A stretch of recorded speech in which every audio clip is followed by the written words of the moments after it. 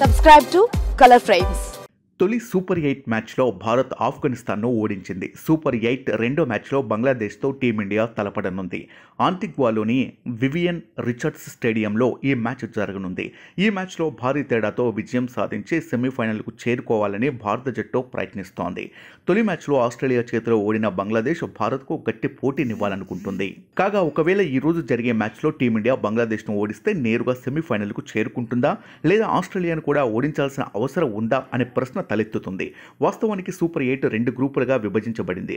ఈ సూపర్ 8లో ప్రతి జట్టు 3 మ్యాచ్లు ఆడుతుంది. ఈ రెండు గ్రూపుల నుంచి అగ్రస్థానంలో నిలిచిన రెండు జట్లు సెమీఫైనల్కు అర్హత సాధిస్తాయి. గ్రూప్ 1లో భారత్తో పాటు ఆఫ్ఘనిస్తాన్, బంగ్లాదేశ్, ఆస్ట్రేలియా ఉన్నాయి. అన్ని జట్లు ఒక్క మ్యాచ్ ఆడాయి. అయితే ఆఫ్ఘనిస్తాన్ మరియు బంగ్లాదేశ్ తమ మొదటి మ్యాచ్లో ఓడిపోయాయి. సూపర్ 8లో బంగ్లాదేశ్ను ఓడించి ఆస్ట్రేలియా ప్రస్తుతం 2 పాయింట్లతో అగ్రస్థానంలో ఉండగా అదే పాయింట్లతో భారత్ రెండో స్థానంలో ఉంది. మెరుగైన నెట్ రన్ రేట్ కారణంగా ఆస్ట్రేలియా నెంబర్ 1 స్థానంలో ఉంది. మరోవైపు ఆస్ట్రేలియా జట్టు ఆఫ్ఘనిస్తాన్ను ఓడించాలని భారత్ కోరుకుంటుంది. దీని కారణంగా ఆఫ్ఘనిస్తాన్ మరియు బంగ్లాదేశ్ జట్లు రెండు టోర్నమెంట్ నుండి నిష్క్రమించాయి. తద్వారా భారత్, ఆస్ట్రేలియా సెమీఫైనల్కు అర్హత సాధించాయి.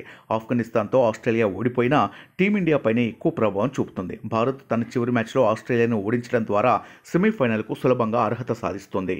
వీడియో మీకు నచ్చినట్లయితే ప్లీజ్ లైక్ చేయండి, షేర్ చేయండి, కామెంట్ చేయండి.